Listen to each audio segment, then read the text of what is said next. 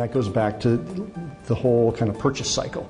Right? There used to be a really traditional purchase cycle that said, if you had a product or service that you needed to sell, you start out with creating awareness and then trying to gain interest, and from there gaining engagement.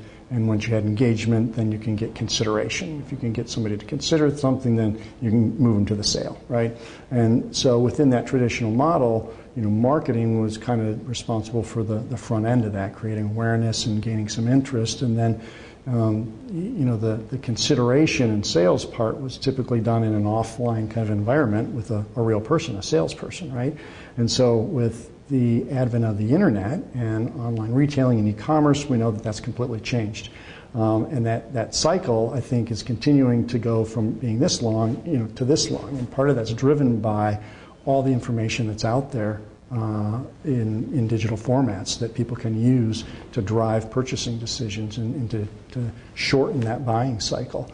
And if you look at what's happened in a couple of industries, I think that trend is really apparent. Look at the travel industry, right? You don't really need to have a travel agent to book travel anymore.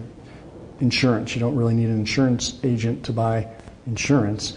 And now, look what's going on in the pharmaceutical industry. A couple of the biggest pharma companies in the world have completely eliminated their field sales force. And they're communicating with their prospects, their targets completely in an online environment. So I think that is an example of again a pretty fundamental, significant shift that's going on, driven by technology and digital channels. So.